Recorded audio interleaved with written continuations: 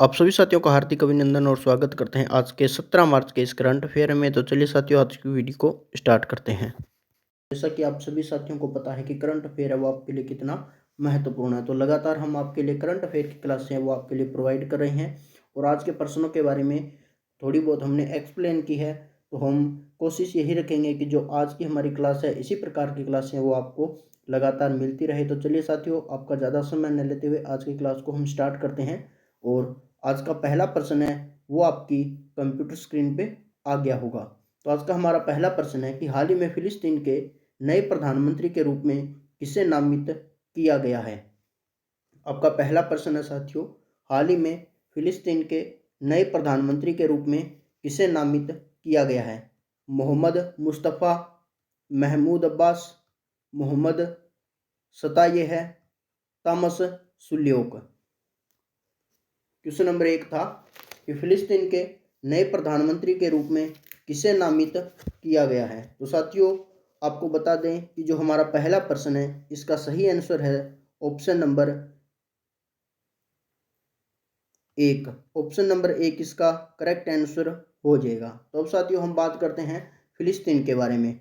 तो फिलिस्तीन क्या है साथियों, जो फिलिस्तीन नामक एक क्षेत्र था जहाँ पे यहूदी आकर के बस गए थे, और जो फिलिस्तीन के अंदर यहूदी बस गए थे वो उन्होंने क्या कर लिया था, वहाँ के जो लोग थे उनको शरणार्थी बना लिया था। और वहाँ का एक आपने नाम सुना होगा, गांजा पट्टी और वेस्ट बैंक। गांजा पट्टी और जो वेस्ट बैंक नामक जो क्षेत्र है वो सिर्फ दो ही किसके हाथ में है, यहूदियों के हाथ में है। जैसा कि साथियों इसके अंदर हमने आपको एक्सप्लेन करके बताया है।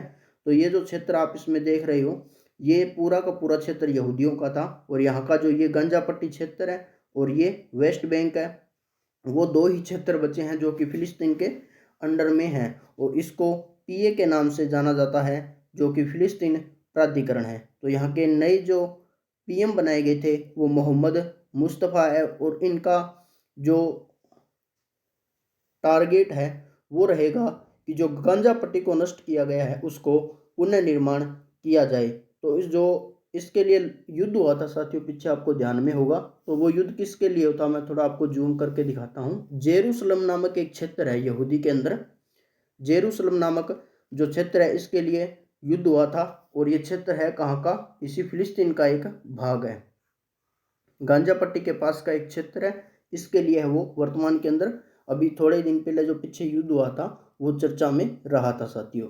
बढ़ते हैं हमारे आज के अगले प्रश्न की तरफ। अगला प्रश्न है हमारा, हाल ही में विश्व उपभोक्ता अधिकार दिवस 2024 कब मनाया गया था। हाल ही में विश्व उपभोक्ता दिवस 2024 कब मनाया गया था। आपके ऑप्शन हैं 13 मार्च को, 14 मार्च को, 15 मार्च को और 16 मार्च को। विश्व उपभोक्ता दिवस कब मनाया गया था साथियों, 15 मार्च को मनाया गया था। 15 मार्च को विश्व उपभोक्ता दिवस है वो मनाया गया था। अब बात करते हैं कुछ इसके जो एक्सप्लेन की। तो विश्व उपभोक्ता दिवस 15 मार्च को बनाया गया था, और 2024 की थीम इसके लिए क्या रखी गई थी कि उपभोक्ताओं के लिए और निष्पक्ष जिम्मेदारी एआई, इसकी थीम रखी गई थी। और विश्व उपभोक्ता दिवस है वो क्यों मनाया जाता है, एक कैनेडी नामक व्यक्ति थे जो यूएसए के राष्ट्रपति थे, और 15 मार्च 1962 को इनका जन्मदिन था, और इसी दिन को हम विश्व उपभोक्ता दिवस के रूप में मनाते हैं। तो पहली बार ये कब बनाया गया था, 1983 में है वो बनाया गया था। और इसी के साथ इस्लामाफोबिया विरोध दिवस है, जिसके अंदर इस्लाम का विरोध करते हैं, वो कब बनाया जाता है साथियों, 15 मार्च को मनाया जाता है। क्योंकि जिस दिन विश्व उपभोक्ता दिवस मनाया गया था उसी दिन इस्लामफोबिया विरोध दिवस है वो बनाया गया था। इसी कारण ये हमारे लिए बहुत ही महत्वपूर्ण है। और अभी हाल ही में वर्तमान के अंदर एक दिवस पहले जो मनाया गया था वो अंतर्राष्ट्रीय गणित दिवस था, जो 14 मार्च को मनाया गया था। अंतर्राष्ट्रीय गणित दिवस कब मनाया गया था, 14 मार्च को। अगला प्रश्न है, हाल ही में केंद्रीय माध्यमिक शिक्षा बोर्ड सीबीएसई का अध्यक्ष किसे नियुक्त किया गया है। राहुल सिंह को, राजीव कुमार मित्तल को, ज्ञानेश कुमार को, सुखबीर सिंह संधू को। हाल ही में केंद्रीय माध्यमिक शिक्षा बोर्ड सीबीएसई का अध्यक्ष किसे चुना गया है? तो क्वेश्चन नंबर 3 का साथियों आपका सही आंसर हो जाएगा option number C. Option number C आपका करेक्ट आंसर हो जाएगा। ऑप्शन नंबर ए इसका करेक्ट आंसर हो जाएगा साथियों। राहुल सिंह को है वो इसके अध्यक्ष के रूप में चुना गया है। हाँ जी, अध्यक्ष के रूप में है वो राहुल सिंह को चुना गया है और वर्तमान के अंदर आईएएस है। और इनकी जगह पे पहले कौन थे? निधि छिब्बर थे, जो उनको रिप्लेस किया गया है और उनको अब नीति आयोग के अंदर है वो सलाहकार के रूप में रखा गया है। और इनका जो आदर्श वाक्य है, CBSE central board of secondary education जो कि केंद्रीय माध्यमिक शिक्षा बोर्ड है, उसका आदर्श वाक्य क्या है साथियों? अस्त ओ मां सदगम्य, हे भगवान हमें असत्य के मार्ग से सत्य की ओर ले जाइए। तो इसी प्रकार का जो आदर्श वाक्य है वो हमारे सीबीएसई बोर्ड का है। और जो अन्य कुछ साथियों इसके अंदर जो इम्पोर्टेंट दिवस थे उनके अंदर हम बात करते हैं राष्ट्रीय उपभोक्ता दिवस के बारे में, जो कि 24 दिसंबर को मनाया जाता है। राष्ट्रीय उपभोक्ता दिवस 24 दिसंबर को मनाया जाता है। राष्ट्रीय गणित दिवस 22 दिसंबर को। विश्व वन्य जीव 3 मार्च को। विश्व जल दिवस 22 मार्च को। और भारतीय निर्वाचन आयोग की स्थापना है वो कब की गई थी? इनको भारतीय निर्वाचन आयोग में भी शामिल किया गया है। तो निर्वाचन आयोग की स्थापना 25 जनवरी 1950 को की गई थी और राष्ट्रीय वोटर हित के अंदर इसकी स्थापना की गई थी। और अनुच्छेद 324 के अंदर यह लिखित है। और प्रथम मुख्य चुनाव आयुक्त कौन थे? सुकुमार सेन थे और महिला के रूप में रमा देवी थी। इनकी चर्चा क्यों की गई है साथियों? क्योंकि जो नीति आयोग सलाहकार है उससे संबंध इनका रखा गया है। चलिए साथियों आगे बढ़ते हैं। उसके बाद चौथा प्रश्न है कि हाल ही में जारी रिपोर्ट के अनुसार वर्ष 2019 से 2024 के बीच चुनावी बॉन्ड से सर्वाधिक चंदा किस पार्टी को मिला है? तो साथियों यह बहुत ही चर्चा का विषय रहा है। तो इसके अंदर पहला ऑप्शन है भारतीय तृणमूल कांग्रेस, और दूसरा ऑप्शन भारतीय राष्ट्रीय कांग्रेस, तीसरा ऑप्शन भारतीय जनता पार्टी और डी ऑप्शन भारतीय राष्ट्र समिति। तो इसका ऑप्शन नंबर सी है वो राइट आंसर हो जाएगा। भारतीय जनता पार्टी का जो चुनावी बॉन्ड है वो सर्वाधिक रहा है। और कुल बॉन्ड का कितना है जो बीजेपी को आया है? 47.5%। 47.5% बॉन्ड है वो भारतीय जनता पार्टी को मिला है। और कुल बात की जाए तो 6060 करोड़ 6060 करोड़ का बॉन्ड है वो भारतीय जनता पार्टी को मिला है। उसके बाद मुख्य चुनाव आयुक्त की बात की जाए साथियों तो राजीव कुमार है वो मुख्य चुनाव आयुक्त हैं। और 2 अन्य चुनाव आयुक्त हैं, उनके अंदर जो भारत की चुनाव प्रणाली है उसके अंदर जो चुनाव प्रणाली है उसके अंदर 2+1 व्यक्ति होते हैं। जो 2 चुनाव, पहला मुख्य चुनाव आयुक्त हो गया, उसके बाद में 2 चुनाव आयुक्त होते हैं जिसको 2+1 की श्रेणी में रखा जाता है। और पहले इसके अंदर अरुण गोयल थे और अनूप पांडे थे। अनूप पांडे रिटायरमेंट ले ली और अरुण गोयल थे, इन्होंने क्या दे दिया है? इस्तीफा दे दिया है। मैं इसको थोड़ा जूम करता हूं ताकि आपको स्पष्ट दिखाई दे जाए। और इसके अंदर जो नए सदस्य बनाए गए हैं, नए सदस्य हैं इलेक्शन कमीशन इंडिया के अंदर राजीव कुमार बनाए गए हैं और ज्ञानेश कुमार जी बनाए गए हैं और सुखबीर संधू बनाए गए हैं। जो राजीव कुमार है वो इनके क्या है? चुनाव आयुक्त हैं, चुनाव आयुक्त रहेंगे। मुख्य चुनाव आयुक्त के रूप में है वो राजीव कुमार रहेंगे। और जो अन्य चुनाव आयुक्त हैं, अन्य चुनाव आयुक्त के रूप में ज्ञानेश कुमार और सुखबीर संधू है वो रहेंगे साथियों। उसके बाद में चुनाव है जो ईसीआई है अपनी इलेक्शन कमीशन ऑफ इंडिया है, वो कौन कौन से चुनाव है वो करवाती है? तो उसके अंदर राष्ट्रपति का और उपराष्ट्रपति का चुनाव शामिल है। Lok Sabha member of parliament, Rajya Sabha member of parliament करवाएगा। एमएलए और एमएलसी का चुनाव है वो कौन करवाता है? ईसीआई करवाता है। उसके बाद में जो एक इसका विभाग अन्य है दूसरा जो राज्य चुनाव आयोग के नाम से साथियों, राज्य निर्वाचन आयोग भी हम उसको कह सकते हैं, उसके द्वारा पंचायती राज प्लस नगर पालिका के चुनाव करवाने का कार्य कौन करता है? राज्य चुनाव आयोग है वो करवाता है। तो राज्य में चुनाव आयोग है वो राज्य के चुनावों को करवाता है, जिसके अंदर पंचायती राज और नगर पालिका के चुनाव होते हैं वो शामिल होते हैं। तो अनुच्छेद नंबर 243 के अंदर पंचायत से संबंधित चुनाव होते हैं और 243 जेड ए के अंदर है वो नगर पालिका के चुनाव होते हैं।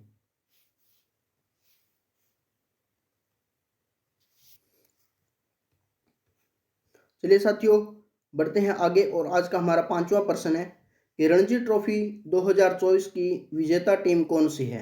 कर्नाटक, विदर्भ, राजस्थान और मुंबई। तो क्वेश्चन नंबर 5 है आपका, रणजी ट्रॉफी 2000 की विजेता टीम कौन सी रही है? तो ऑप्शन नंबर बी है इसका साथियों, वो विदर्भ टीम है वो इसके अंदर क्या गई थी, हार गई थी, और मुंबई टीम है वो इसके अंदर जीत हुई थी। तो ऑप्शन नंबर डी इसका करेक्ट आंसर हो जाएगा। रणजी ट्रॉफी 2024 की विजेता टीम के रूप में है वो कौन थी? मुंबई थी। और उसके बाद मुंबई और रणजी ट्रॉफी के बारे में हम आगे बात करते हैं, किस प्रकार की ट्रॉफी है और किस प्रकार के अन्य ट्रॉफियाँ हैं जो क्रिकेट से संबंधित होती है।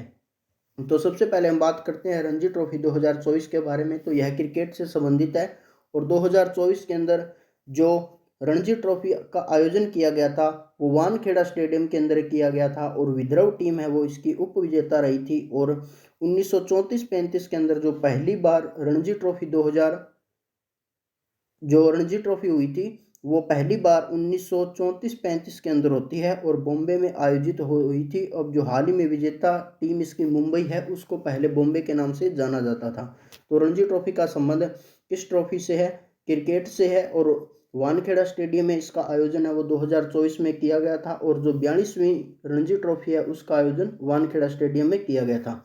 उसके बाद अन्य ट्रॉफी की बात की जाए तो क्रिकेट ट्रॉफियों में विजय हजारे, देवधर, दिलीप ट्रॉफी और सीके नायडू ट्रॉफी है और ईरानी ट्रॉफी शामिल है। तो विजय हजारे ट्रॉफी के अंदर हाल ही में हरियाणा विजय रहा था और राजस्थान के वो इसके अंदर उप विजेता या फिर हार हुई थी। उसके बाद सीके नायडू अवार्ड है वो रवि शास्त्री फारूक इंजीनियर को दिया गया था। और क्रिकेट के अंदर हॉल ऑफ फेम प्रथम भारतीय महिला के अंदर किसको शामिल किया गया है? डायना एडुलजिम को है वो इसमें शामिल किया गया है। उसके बाद क्रिकेट में अर्जुन अवार्ड की बात की जाए तो 2000 का जो अवार्ड था साथियों वो मोहम्मद शमी को दिया गया है। आप सभी को इसके बारे में पता होगा। उसके बाद साथियों आईसीसी के द्वारा जो अवार्ड दिए जाते हैं उनमें T20 वनडे मैच और टेस्ट के अंदर जो अवार्ड दिए जाते हैं उनमें आईसीसी अवार्ड T20 का सूर्य कुमार यादव को दिया गया है और वनडे का विराट कोहली को और टेस्ट में उस्मान खान को है वो दिया गया है।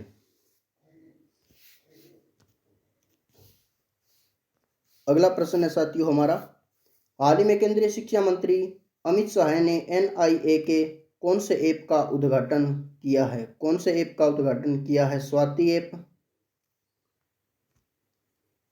ऑप्शन है Swati app, Sankalan app, lead app, champion app.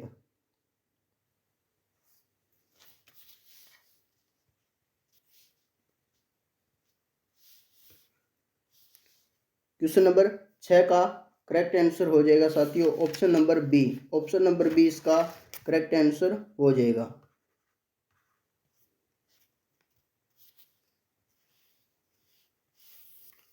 हाल ही में केंद्रीय मंत्री अमित शाह ने एनआई के कौन से ऐप का उद्घाटन किया है? तो ऑप्शन नंबर बी इसका करेक्ट आंसर हो जाएगा।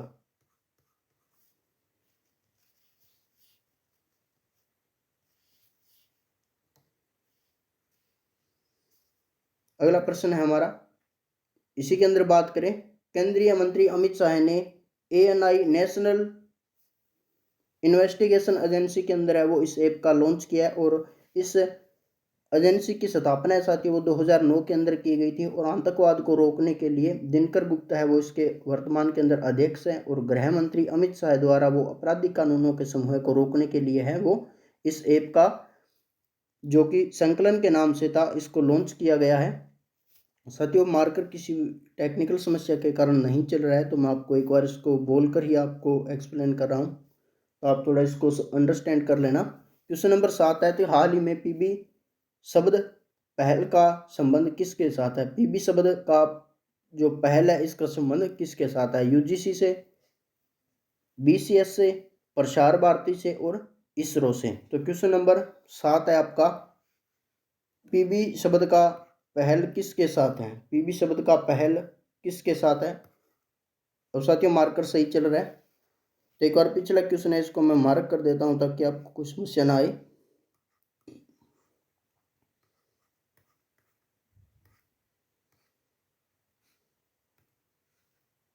ऑप्शन बी इसका करेक्ट आंसर हो जाएगा, संकलन ऐप। अगला प्रश्न है हमारा, हाल ही में लॉन्च पीबी शब्द पहल का संबंध किसके साथ है। यूजी से, बीसीएस से, प्रसार भारती और इसरो से। तो क्वेश्चन नंबर 7 का आपका ऑप्शन नंबर सी है वो करेक्ट आंसर हो जाएगा, प्रसार भारती के साथ इसका संबंध है। तो चलिए साथियों इसको एक्सप्लेन करते हैं और उसके बारे में जानते हैं कि यह प्रसार भारती क्या है। पीबी शब्द ऐप है वो उसको लॉन्च किया गया है श्री अनुराग ठाकुर ने, और सूचना और प्रसारण मंत्री है। जो भी आपके पास सूचना आती है या फिर करंट अफेयर से संबंधित जो भी जानकारी आपको मिलती है और देश के अंदर जो हो रही सभी घटनाएं आपको मिलती है, तो उसके लिए एक ही व्यक्ति जिम्मेदार है। तो उनका नाम क्या है, अनुराग ठाकुर। कोई भी गलत अपडेट आना, सही अपडेट आना, उसके बारे में जांच बिठाने का काम है वो श्री अनुराग जी ठाकुर करते हैं। और कारण इसका है वो पीबी प्रसार भारती का, कि इसका किस प्रकार से वो लॉन्चिंग की गई है और क्या इसकी समस्या है। तो जो भी साथियों आप शब्द ऐप है वो सूचना साझा करने के लिए, इसको सूचना साझा करने की एक सेवा है। आपने साथियों डीडी दूरदर्शन आपने देखा होगा, एआईआर एक न्यूज़ चैनल है वो भी आपने देखा होगा। तो वो सबसे पुराने और सर्वाधिक विश्वसनीय पात्र है। और भारत के जो भी सूचना और सेवा सबसे पहले जारी की जाती है वो इन्हीं चैनलों पे है वो की जाती है। तो इन्हीं का, जैसे आप डीडी दूरदर्शन आप देखते हो, जो आप आपके समय में एंटीना पे आप देखते थे, तो उसी से रिलेटेड है ये। तो पीबी शब्द है आपको यहाँ पे इसके अंदर audio video plus text image के अंदर है वो आपको सूचना मिलती जाएगी। तो चलिए आगे बात करते हैं अगले प्रश्न की। अगला प्रश्न है, हाल ही में भारत का पहला इंडोर एथलेटिक केंद्र कहाँ प्रारंभ हुआ था। गुवाहाटी में, भुवनेश्वर में, कोलकाता में, अगरतला में। क्वेश्चन नंबर है 8वां, भारत का पहला इंडोर एथलेटिक केंद्र कहाँ पे प्रारंभ हुआ था। गुवाहाटी में, भुवनेश्वर में, कोलकाता में, अगरतला में। क्वेश्चन नंबर 8 का ऑप्शन नंबर बी है वो आपका करेक्ट आंसर हो जाएगा साथियों। इंडोर एथलेटिक केंद्र है वो भारत का यह पहला केंद्र है जो कहाँ पे स्थापित किया गया है, भुवनेश्वर ओडिशा के अंदर इसको स्थापित किया गया है। भारत का प्रथम केंद्र है। और कलिंग स्टेडियम भुवनेश्वर उड़ीसा के अंदर है जहाँ पे इसका शुभारंभ किया गया है। और इसके अंदर 3 प्रकार के खेल, जिसमें जलित इंडोर के अंदर एथलेटिक और डाइविंग शामिल होंगे। और नवीन पटनायक यहाँ के सीएम हैं जिनके द्वारा इसका उद्घाटन किया गया था। और उड़ीसा के अंदर अन्य पर्यटन स्थल या फिर अन्य जो प्रसिद्ध स्थल है उनके बारे में बात की जाए तो सिमलीपाल यहाँ का एक नेशनल पार्क है। और रजपर्व, धानुपात्र, नुआ पर्व यहाँ के स्पेशल त्यौहार है। और कोणार्क सूर्य मंदिर जिसको ब्लैक पगोड़ा के नाम से हम जानते हैं, और भितरकनिका नेशनल पार्क भी यहीं पे स्थापित किए गए हैं। तो क्वेश्चन नंबर 8 का ऑप्शन नंबर जो अपना बी था, ऑप्शन नंबर बी था, इसका एक बार चेक कर लेते हैं। हाँ जी बी था ऑप्शन, तो बी ऑप्शन इसका करेक्ट आंसर हो जाएगा। अगला प्रश्न है हमारा 9वां, हाल ही में पानी और हवा दोनों में काम करने वाले हाइब्रिड मानव रहित वाहन किसने विकसित किया है। हाल ही में पानी और हवा में दोनों में काम करने वाला हाइब्रिड मानव वाहन किसने विकसित किया है साथियों। IIT Nai Delhi, IIT Mumbai, IIT Jodhpur, IIT Madras. Option number C इसका करेक्ट आंसर हो जाएगा साथियों। तो ये क्या है, एक इस प्रकार का ड्रोन बनाया गया है जिसको हवा और पानी के अंदर दोनों में चला सकते हैं। हवा में तो ड्रोन उड़ता ही है, इसको पानी के अंदर भी हम चला सकते हैं। आईआईटी जोधपुर के द्वारा बनाया गया था। और यूएवी, इसको मानव रहित वाहन, इसको यूएवी के नाम से जाना जाएगा। और हवा प्लस पानी में चलने वाला एक साधन बनाया गया है। उसके बाद इसकी जो प्रेरणा है वो एनी घास पक्षी नाम से इसकी प्रेरणा मिली है, जो कि हवा और पानी दोनों में तैरता रहता है। अगला प्रश्न है हमारा, आज का हमारा 10वां प्रश्न है, हाल ही में फूलदेई महोत्सव 2024 कहाँ मनाया गया था। उत्तराखंड में, हिमाचल में, उत्तर प्रदेश में और पंजाब में। तो साथियों जो फूलदेई महोत्सव 2024 है वो कहाँ पर आरंभ हुआ था? तो आपका सही आंसर है ऑप्शन नंबर 1। ऑप्शन नंबर 1 आपका सही आंसर हो जाएगा। फूल की बात की जाए साथियों, तो फूल का अर्थ इसमें है रंगोली बनाना। रंगोली बनाना, एक बार शायद हमने इसको एक्सप्लेन किया। हाँ जी, ये देखो उत्तराखंड इसका करेक्ट आंसर हो जाएगा। फूलदेई महोत्सव 2024 उत्तराखंड के आरंभ किया गया था। और फूल का महोत्सव है यहाँ पे कि घर की दहलीज के ऊपर रंगोली बनाना, जो कुंवारी कन्याएं होती हैं उनके द्वारा रंगोली है वो बनाई जाती है। और देई का अर्थ हलवा होता है, जो यहाँ पे किसके रूप में बनाया जाता है? पकवान के रूप में। पकवान के रूप में है वो बनाया जाता है साथियों। तो आज की हमारी करंट अफेयर की क्लास को हम यहीं पे विराम देते हैं और मिलते हैं अगले 17 फरवरी के करंट अफेयर के साथ। तो साथियों, जय हिंद, जय भारत।